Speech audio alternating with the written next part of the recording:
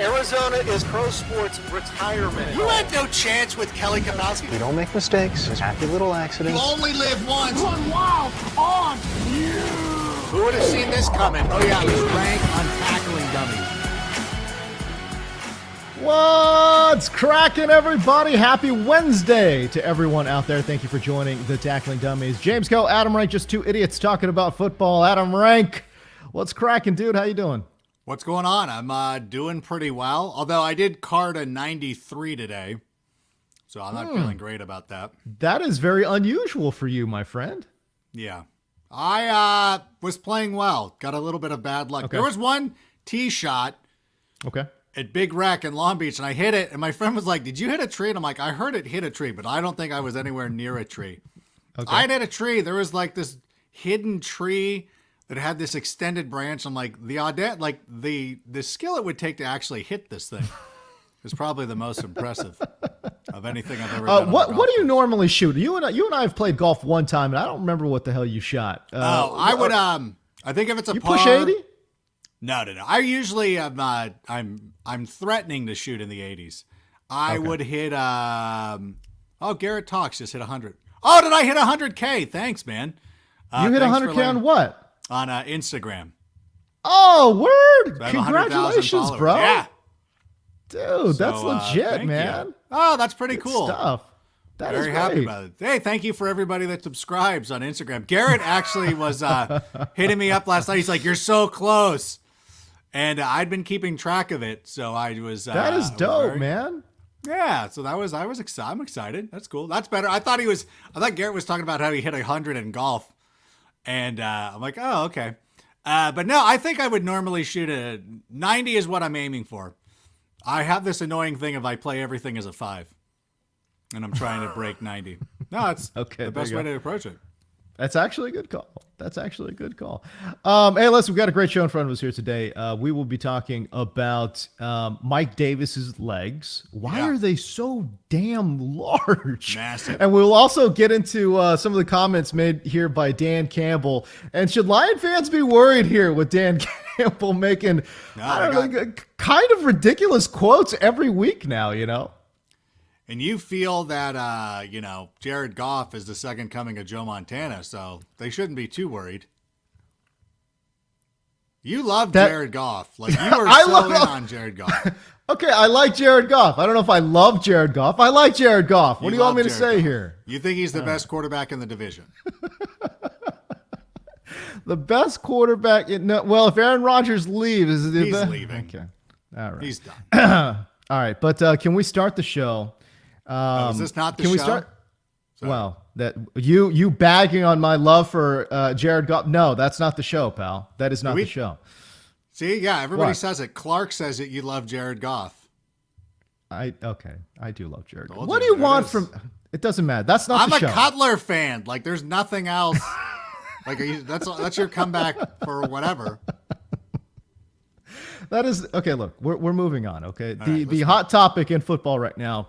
PFF tweets out that Tyreek Hill might be the best deep threat in NFL history, and you can't even in NFL history.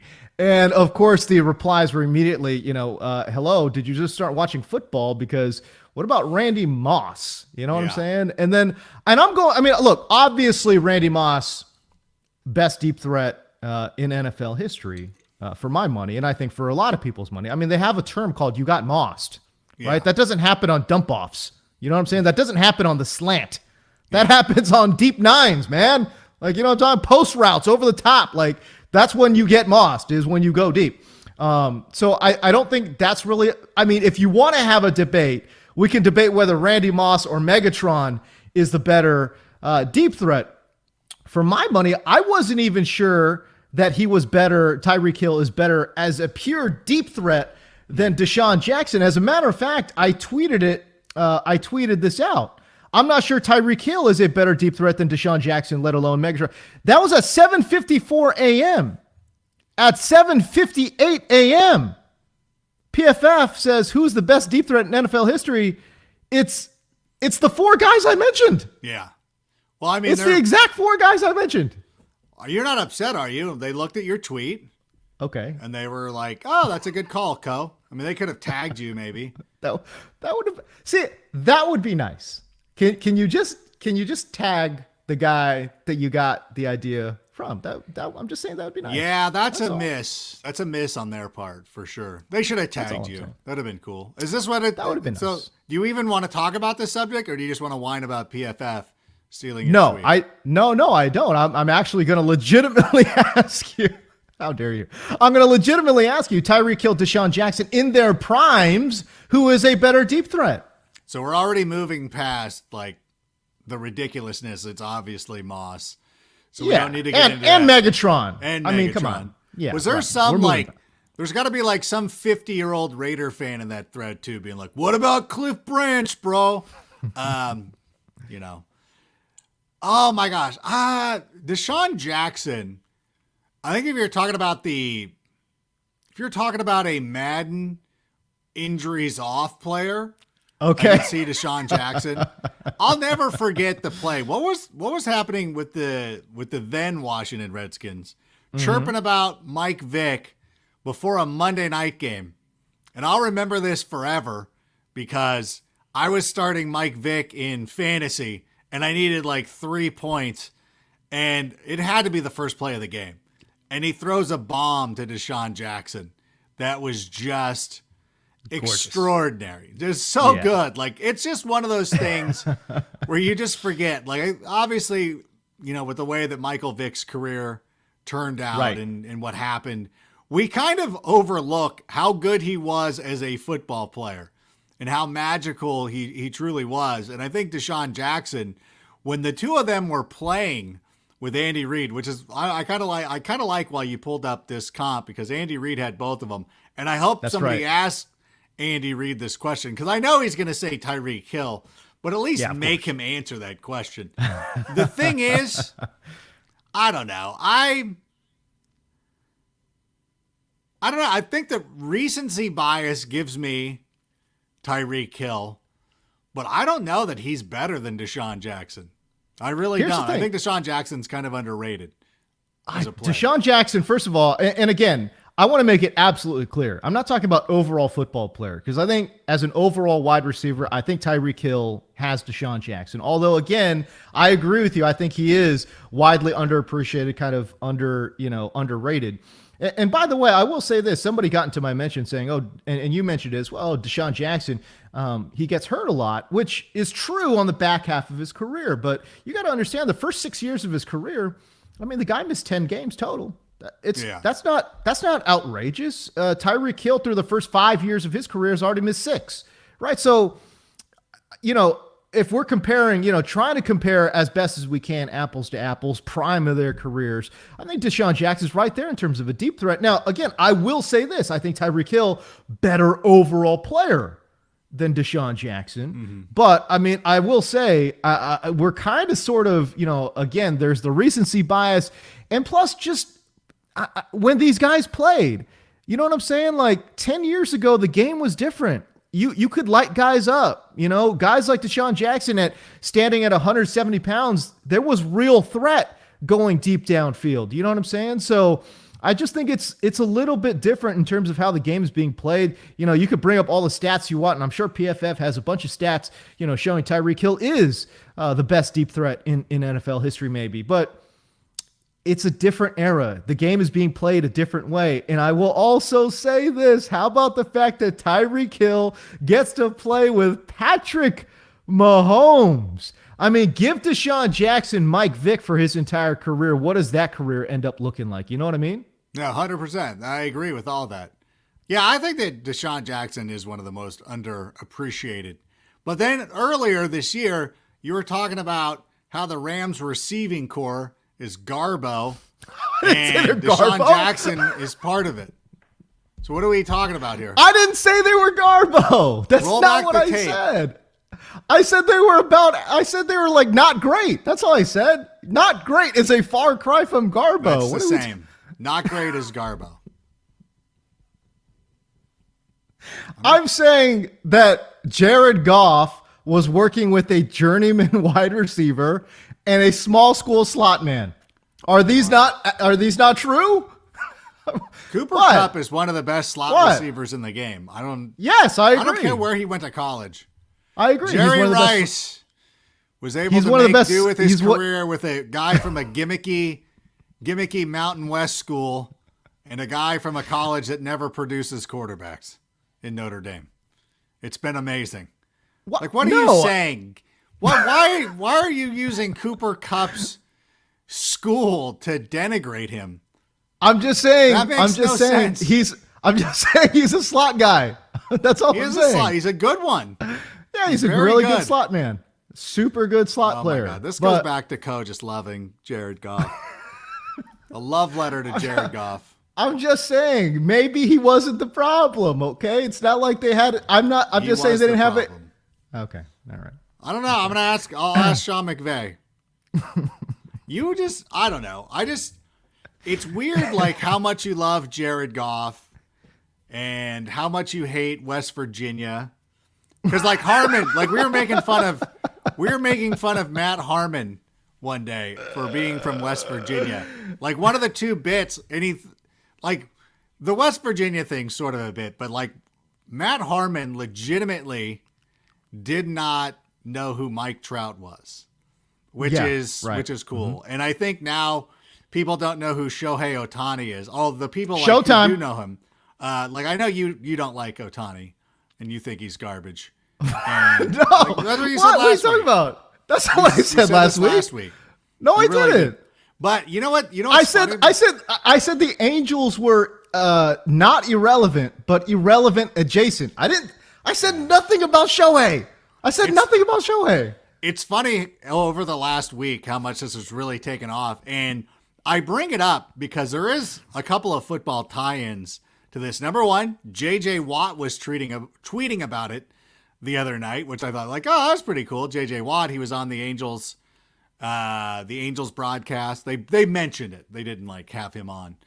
Ross Tucker yesterday was like, hey, how like, it's just so funny that people who don't understand how baseball works, like, how do the Angels have two of the best players in the game right now with Mike Trout and Shohei Ohtani, and they're not good? And you're like, yeah, bro, there's this thing called pitching. Like there's a lot of things. There's a lot of things that go on in baseball. This isn't the NBA where it's you not the just take NBA. two superstars and you build teams around them. That's not the way it works. You have 9 players on the field. You need pitching, which is a thing. But it also lends itself too, because we started talking about this, started kicking it around. Like Trout and Ohtani, and I'm like, what is the NFL equivalent? Like, to me, I threw out Stafford and Megatron. Right. I think Matt Ryan and Julio Jones, where I'm talking about like a great combination. Yep. Like one of them's got to be the best in the game. And I guess like Megatron would be the Trout in this, I don't know. One of them's got to be the best because it's a hard thing to think about. Because like one of them's got to be the best in the game, which Trout is. Ohtani's very close. But like the rest of their team, and it's not like the Angels' rest of their team is bad. Because they've got, like, I know nobody watches baseball, but Brandon Walsh, their first baseman, is amazing. David Fletcher is great. They have Anthony Rendon, Justin. They have good players. They just can't pitch. And last night, when we need, this is Angels talk now. Welcome to Angels talk. I hate too when a pitcher like, hey, Mike Trout went down with an injury. We need you to go out and like, oh, you're giving up 5 runs in the first. Okay, that's perfect. That's exactly what we needed tonight out of you, Andrew Heaney. I'm going to unfollow him on Twitter. I think the time has come. The time is wow. But like, who is like, wow. is there like historically, I throw out Stafford, Megatron, Matt Ryan, Julio. Like, who is like trying to make it so people like Ross Tucker can understand like how this happens? Like, it is like, but I'm just saying, like, it's like being on a team that's like, yeah, they're scoring a lot of points, but goddamn, they can't stop anybody. Philip Rivers, LaDainian Tomlinson? No, because Philip Rivers was never the best. Well, yeah, he was never the best. And also, were they ever bad? Like, they were always, like, I mean, at their absolute Norv Turner worst, I think they were like 8-8 or something. Yeah, but the Angels they're not bad. Like, last year doesn't count. That's true. It was a stupid COVID season. There's been a lot of years. And Shohei was hurt last year, too. Yeah. There's a year Shohei was hurt. There's a lot of years where the Angels were the last team eliminated. And by the way, in a lot of those when we're the last team to be eliminated, the team that squeaked in front of them was the Astros. And you're like, oh, are we supposed to pretend that you guys weren't cheating? You just suddenly developed this intricate system. Yep. Mm-hmm. That's why, I understand, Dodger fans are pissed, but it's like, listen, you guys are chokers anyways. Kershaw's given up tons of runs. Oh, wow. In your own ballpark. There's a history of this. You didn't just suddenly, it wasn't like Kershaw was Madison Bumgarner for the entirety of his life. And then one postseason series became this guy who folds. The Nationals did it to him. The Cardinals did it to him. I'm surprised. It just shows me the lack of respect that the Dodgers have for themselves. That they would welcome Albert Pujols with open arms. Didn't you guys have a rivalry with the Cardinals for a long time? Because that, more than anything, seeing Albert Pujols I hate to break it to you. I hate to break it to you, but Dodger fans don't care about Angel fans. It's like by the way, it's like Laker fans. Laker fans don't care about Clipper fans. It's the reverse. It's the hate is it doesn't go both ways. The Dodgers are the Clippers fans, first of all. I didn't understand how much Dodger fan. First of all, you couldn't find a Dodger fan 3 years ago. And now when they come out and they start talking about Manny Machado being a dirty player, you couldn't find a single one. I grew up out here, okay? Everybody that I grew up with, we were Angel fans. You couldn't find I live. It's all Angel fans. Where you live in the Orange County when you went to Cal State Fullerton. Hold Shocker. on. I live in Long Beach. Don't put out there that I live in Huntington. I don't want people to think that I'm represented by Tito Ortiz. Jacob Ortiz, I should say.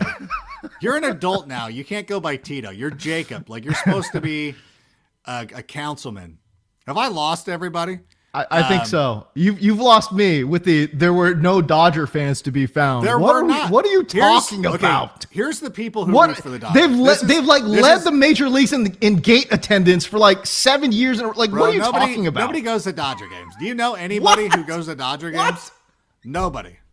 What are you talking First of all, about? nobody goes to Dodger games. Number two, here's the thing with the Dodgers. This describes Dodger fans. This is just blatantly untrue.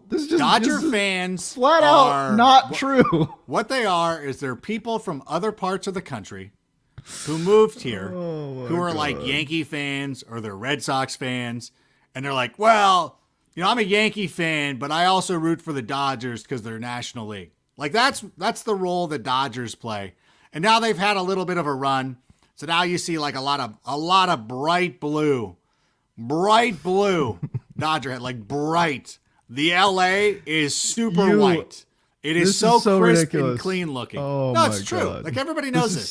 This is so. Do you ridiculous, even live dude. here? I don't even understand. What are you talking about? I'm talking about people. The Angels guy is talking about quote unquote bandwagon Dodger fans. Wait, first of all, what are you talking about, dude? We haven't won a World Series. Well, we've won a full season World Series more recently than the Dodgers. But we have. Full season. Have we not? Full season. Yeah, you won some. the Dodgers won some scrub tournament. Whatever. They won the Major League Baseball equivalent of the Maui Classic. Okay, that's what they did. The thing is, the fact that you would call you just sat here. For the last 2 weeks, talking about how irrelevant the Angels are, and yet somehow I'm a bandwagon fan. You jumped on the bandwagon of this team that hasn't made the playoffs Adam Rank since did not. 2014. You, Adam Rank, did not. But my God, look at Angels' attendance over the last 10 years. Where $3 has million it been? every year. They get $3 million every season. The Dodgers are getting $5 to $7 million every year. Way. What? There's no way, bro? Dude, every time I would say this. Every time I watch a Dodger game, first of all, I never watch a Dodger game. Number two, they're not on television in Southern California. So there you have that. Nobody wants to go there because people just want to fight. Dodger fans just want to fight Like I made the mistake one time when they started doing interleague play. And I'm like, I've never. My God. Like My God. I grew up out here. Are we ever going to talk about are we ever going to get back on track? I grew up out here.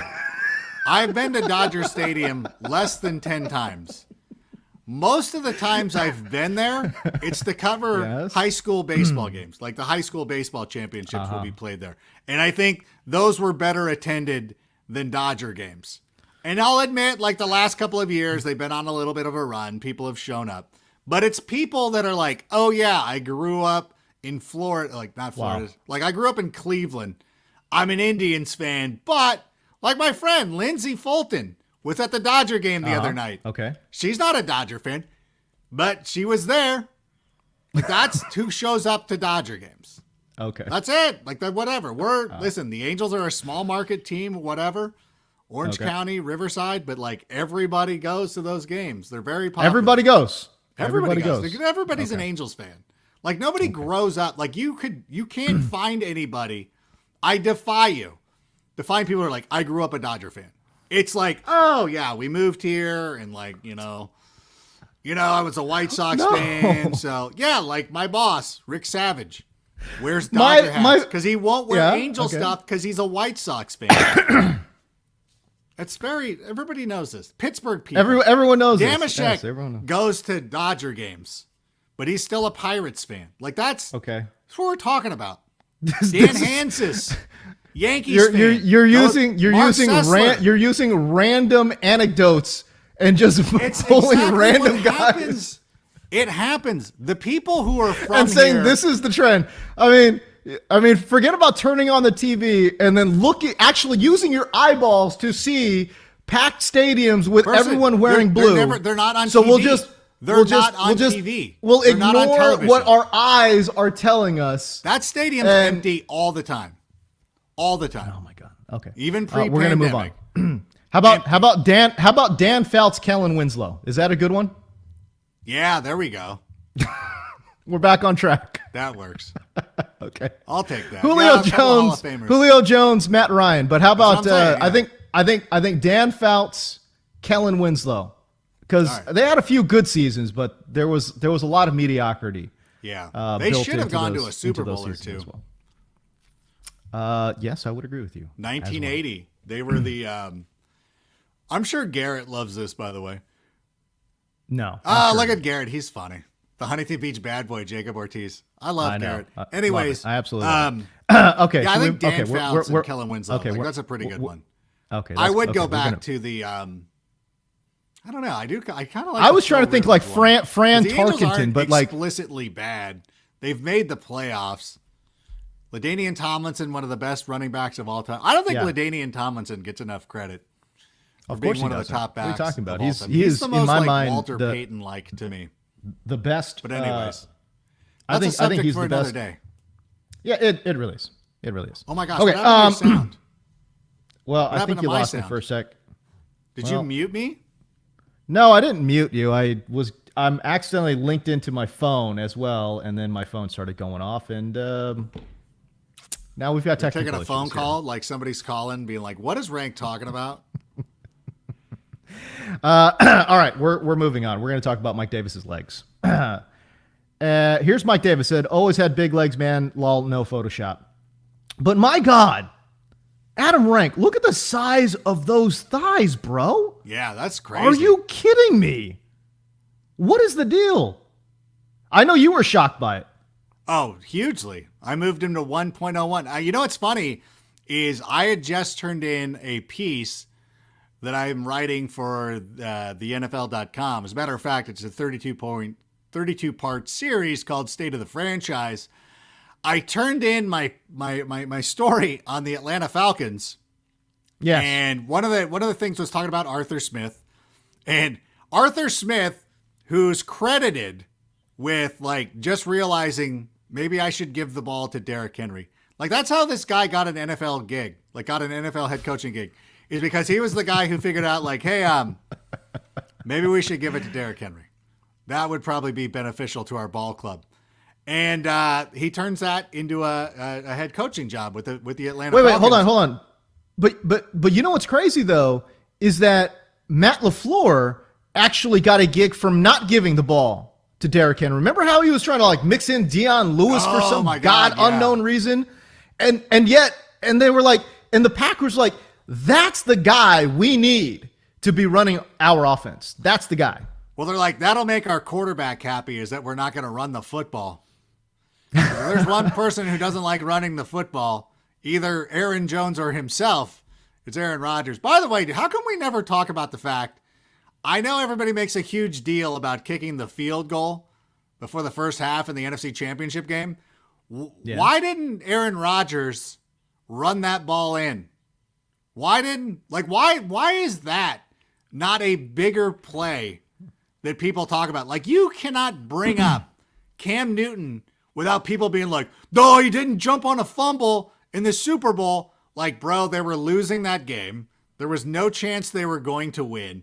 And this is the thing that you want to saddle Cam Newton with for the rest of his life. And then there's Aaron Rodgers with a chance to score in the NFC Championship game. Like, even Jay Cutler was like, bro, at least show that you care and try to run the football in there. Why is that not a bigger play? Why do we not talk about that enough? Because I think that goes, of all the things, as we talk about in the offseason, and we start rolling, what? What's wrong? We're talking, I want to remind you that we are talking about Mike Davis's legs. So I got here in a very organic way. I don't get enough credit for this. Sir. You know, this isn't. But you're the one who. Sir, this is an Arby's drive-through, sir. This is an Arby's drive-through. You brought up Matt LaFleur. I did not come into the show today intending. I came in dressed like James Coe. This is a very James Coe-esque outfit. It is, actually. I like it. I like what you got going on. I like what you got going on. I don't think I get enough credit for that. But somehow Mike Davis's legs turns into Aaron Rodgers not using his, only because you brought up Matt LaFleur. The point I was trying to make was the point is when I was writing about Arthur Smith, and I said, expect the offense to look a little bit different than what it looked like in Tennessee, mostly because let's assume that Julio Jones remains with the Falcons. You're going to have a great receiving corps with Calvin, with Julio, with Kyle Pitts now, and don't forget, Mike Davis is actually a very good receiver out of the backfield. He had great. He had at least 70 targets last year, turned that into 50 plus receptions. So I'm like, this is going to be completely different. Don't expect Mike Davis to go out there and have a Derrick Henry like season. He's just not that type of back. And then I see that photo and I'm like, forget everything I said. Mike Davis is going to lead the NFL in rushing. But he is Derrick Henry. That's the thing. Arthur, my God, obviously his legs are ridiculous. But Arthur has a type. He likes running backs who are big. It's like if you're dating somebody. If I started dating, I don't know, Gal Gadot, and it turns out that she likes guys who are balding but not with shaved head, then I would grow out my hair to acquiesce. You know what I'm saying? So I think that's what Mike Davis is doing. He realizes. Hold up. Okay, what would it look like if you actually grew out your hair? I think the world needs to know. I'm scared to find out. I had kind of Pat O'Brien thing working, where it's my mission. I don't know. I need to figure out some kind of bet where we have to bet hairstyles or something. No, because you've got to grow that out. The network because the network stopped that one time because Akbar tried to get that happened. Don't do it. Because I think it'll look like a little, like a Rob Corddry type thing. Okay. I think it'll look like a little Jason Statham. Not as handsome, but that kind of style. I love that you've got yourself comparing yourself to Jason Statham and dating Gal Gadot. This is pretty good. It said not as handsome. And the Gal Gadot thing goes to my whole dumb analogy of Russell Wilson. Okay. All right, great. I like it. By the way, if you would be oh so kind, obviously we've got a pretty active chat going on, which is great. We appreciate everybody in there. IDP Army, what's going on? Scott Cobe jumping in. Actually, Scott Cobe has a question for us here. Who would you draft, Myles Gaskin or Mike Davis? What round would you be comfortable taking them in? I don't know if I want any piece of Myles Gaskin this year. Why not? Like they didn't bring anybody in. Like Myles Gaskin and Mike Davis are two running backs that you should target if you're going to go wide receiver early, if you take Travis Kelce early. Because as we were going into the draft, you know, there were a number of situations going into it. We thought the Dolphins would draft a running back. We thought the Falcons would draft a running back. And we were praying that the Jags would not draft a running back. And then the exact opposite happened. Miami and Atlanta are like, no, we're good with our guys. Although the thing with Jacksonville now, with Travis Etienne, they're using him at wide receiver. Like, this is crazy. Like, I don't know how to feel about that. Like, on one side, you're like, okay, like if he knows how to run the football, like, okay, that makes sense.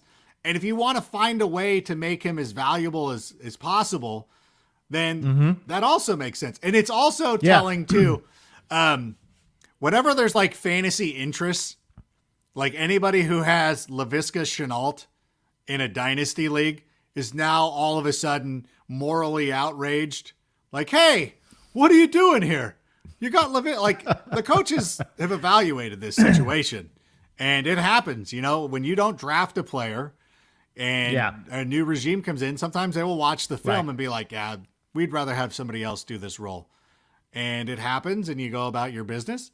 And, you know, I think that's what I'm really hoping for is that they go full on spread and they go 4 wide receiver sets. And it's all those guys out there, Marvin Jones, DJ Chark, you know, Laviska Shenault, and maybe Travis Etienne working out of the slot. That's what I'm hoping for. Like they take on that full James Robinson. Yeah, like the full, exactly. Yes. James Robinson in the backfield and just embracing that whole Bills mentality of like, okay, I know we were this ground and pound defense heavy run first offense, but you know what? We've got a dynamics in McCall in the backfield. And we're going to just develop the hell out of him. And we're going to give him the tools and the offense necessary to succeed. Like that's what I would like to see. I.e., don't do what the Packers are doing, and fully embrace, you know, your signal caller and give him all the tools necessary to just explode. That would be nice to see. By the way, speaking of the Packers, no, you brought it up. I'm gonna let no. Oh, I don't know how many times I have to reiterate this for people at home. The Packers love. No, I'm just kidding. I won't get into it. Listen. I don't know. Like it's fun. Like I think we've already ruined, you know, as much about that, talked about that as much as possible. Although the Packers do love to think that they're this model organization. They brought in Blake Bortles. True.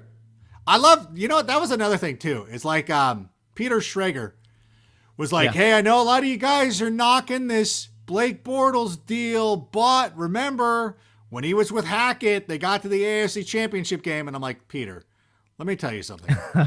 Your rationale is kind of like the time that I took my kids to the family fun park. We went to Boomers, and I tried to tell them it was Disneyland. And sure, we had fun. Clearly not the same. Not the same at all. All right. I want to move on. I want to talk about Dan Campbell. And it's seemingly, Adam Rink, every single week, this dude is making just wild, outlandish statements. And I love it. But if I was a Lions fan, I would hate it. But as a person who's just a football fan, I absolutely love it. If you missed it, Dan Campbell said, quote, a legit pet lion on a chain, a big ass chain. This is what he told, I believe, a Part of My Take, was it? He told one of those podcasts. This is what he wants. He wants a pet lion at Lions practice. He says, quote, we literally just walk around the building, go out to practice, 7-on-7s. We're behind the kicker when he's kicking. On command, you can train him. Like if one of your groups isn't doing well, you can take them over to their section. Just have them take a dump where they're at and bring them on back. I may end up losing an arm because of it, But that would be even better because it would validate this is a freaking culture, man. Dan Campbell is an absolute wild man, Adam Rank. Yeah. What do you make of these comments? And I mean, on one hand, it's fun, but on the other hand, it's like, this is the man who's leading the troops? Oh, you know what? I love it. I think this is what the Lions organization is probably best used for. It's just comic relief. Like, they're a jobber. You know what I'm saying? Like, you listen, it's like, hey, Comic like when relief. Fandango was like huge, like when Breeze Dango, when they were doing their thing. I don't know if they're still in NXT or not, but like, they're great. Like, they're mid-card entertainers. And I think that's just what we should do with the Detroit Lions. It's like, you're mid-card entertainers. Just go out there and do interesting things. And if your coach is now doing a gimmick where he's bringing an actual lion, an actual feline onto the sidelines, like, let's make it happen. Like, back in the day when I was a little kid, my parents would always take me to Vegas. You know what I'm saying? And we'd always stay at Excalibur because, like, hey, you know, there's an arcade. And I had this, when I was 13, I looked like I was 22. And when I was 32, I looked like I was 22. Like, it was just like this thing, this like baby face thing till I got fat. But You're like an Asian person. That's exactly how Asian people age. But it was funny because, like, I would go to the arcade and go get, you know, quarters. Because, like, if you wanted to get change to go to a slot machine, like, the lady's like, I'm not giving you quarters, twerp, without an ID. Right. But you could go down to the arcade at Excalibur and get quarters and then go up. And then they just think that you've been carded already because you're just sitting at that machine. Hopefully, you know, you don't hit the Royal and have to get a hand pay. Otherwise, you're going to bounce. But you go sit there and you play some money, you know, do what you got to do.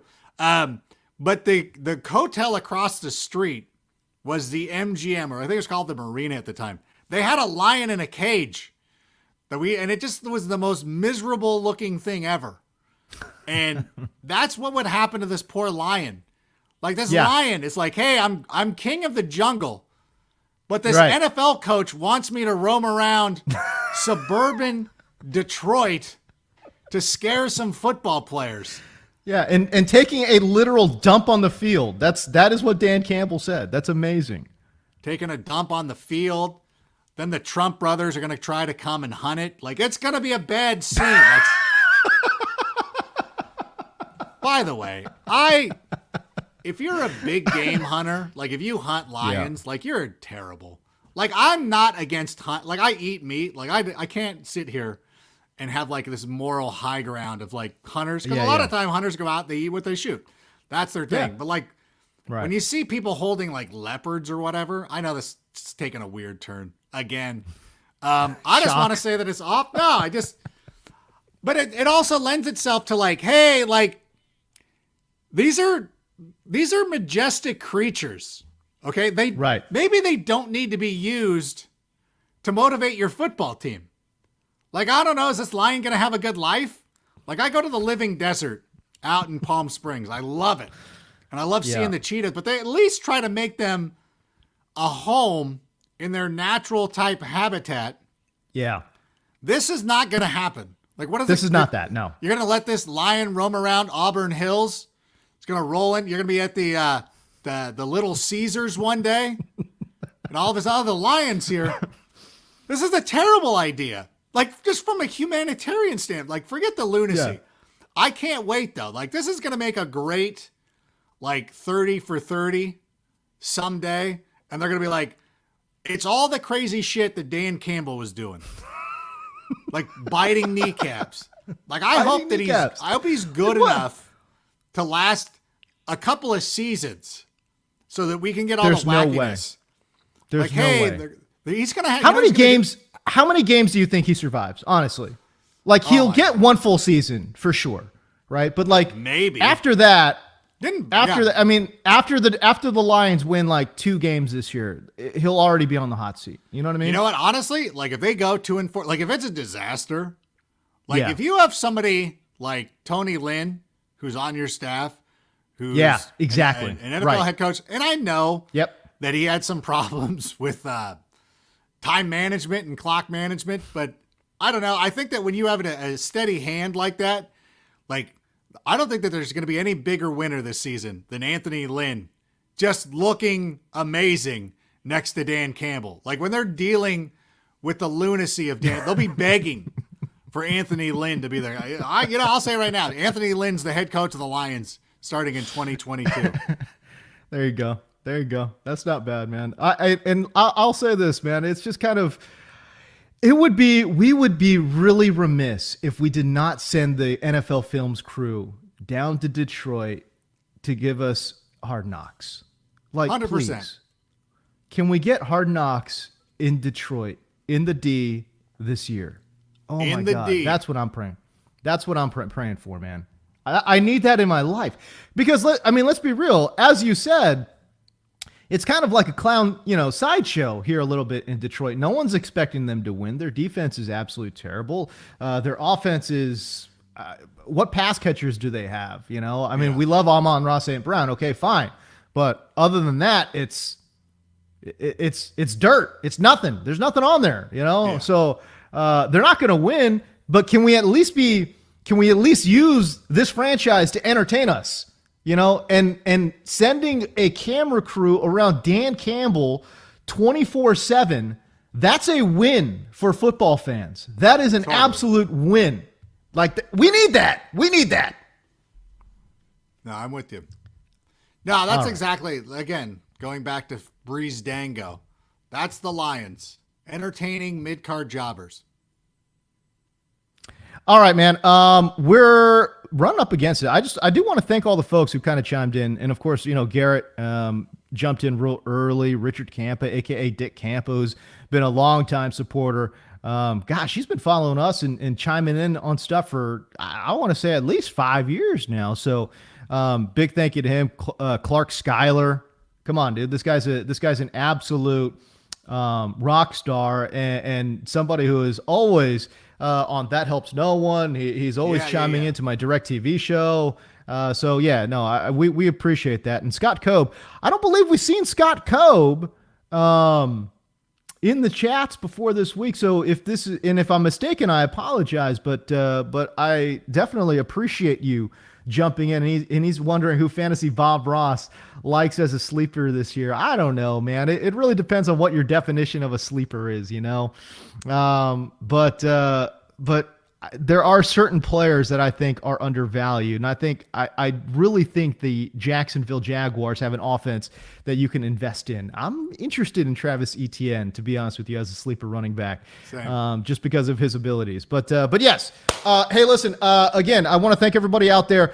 New shows every Wednesday. If you haven't, please subscribe. There's always content that's going to be kind of released out of this show all week long, and I've got a bunch of other things happening as well. So if you would subscribe, would be much appreciated. Obviously, go to Adam Rank's channel, subscribe there as well. For Adam Rank, I am James Coe, and we